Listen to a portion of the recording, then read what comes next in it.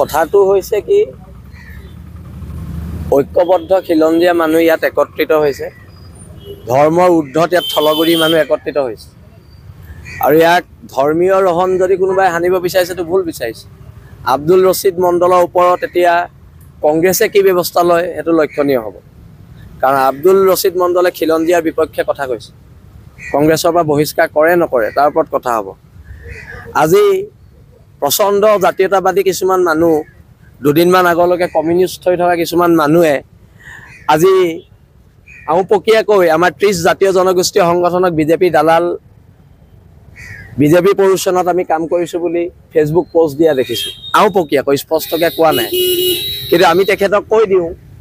আমি এদিন কমিউনিষ্ট এদিন জাতীয়তাবাদী মানুহ নহয়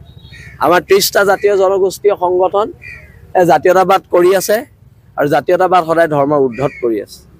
আমি হিন্দু মুছলমানক লৈ জাতীয়তাবাদ কৰা নাই আমি জাতীয়তাবাদ কৰিছো থলগিৰি খিলঞ্জীয়া মানুহখিনিৰ ভৱিষ্যত সুৰক্ষাৰ কাৰণে আৰু এটা আব্দুল ৰছিদ মণ্ডলে যি হুংকাৰ দিলে সেই হুংকাৰ কাক দিলে এই হুংকাৰ 30টা জাতীয় জনগোষ্ঠীয় সংগঠনৰ স্বাভিমানক দিলে সেই 30টা জাতীয় জনগোষ্ঠীয় সংগঠনৰ ত্যাগক দিলে 30টা জাতীয় জনগোষ্ঠীয় সংগঠনৰ সৈনিকসকলৰ নীতি আদৰ্শক দিলে আৰু সি আজি শিৱসাগৰ 30টা জাতীয় জনগোষ্ঠীয় সংগঠন অসমৰ 30টা জাতীয় জনগোষ্ঠীয় সংগঠনৰ অন্তৰত আঘাত দিছে ইয়াৰ বিৰুদ্ধে প্ৰতিবাদ হ'ব আমি কৈছো যে ইয়াত থকা বহিৰাগত মানুহখিনি উজনি অসম ত্যাগ কৰিব লাগে কাৰণ উজনি অসমখন আমাৰ ঘৰ আমি প্ৰথম আমাৰ ঘৰখন আমি সেফ কৰিব লাগিব সিকিউৰ কৰিব লাগিব আৰু সেই কাৰণে আমি এটা কথা একদম স্পষ্টকৈ কৈ দিছো যে 7 দিনৰ সময়সীমা আজি 3 দিন গৈছে আৰু 4 দিনৰ ভিতৰত তেওঁলোকে ত্যাগ কৰিব লাগিব তাৰ কাৰণে প্ৰত্যেক মানুহে সহযোগ কৰিব লাগিব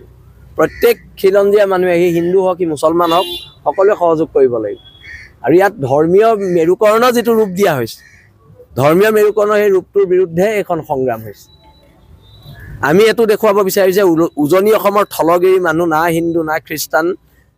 না মুছলমান আমি ইয়াত থলগিৰি হিচাপে জীয়াই আছো অনাদি অনন্ত কাললৈকে থলগিৰি হিচাপে জীয়াই যাম উপদেষ্টা আপোনাৰ ন্যায় যদি ভাবি আছিলো আমচুৰ কৰিলে বুলি ভাবিছিলো কোনোবাই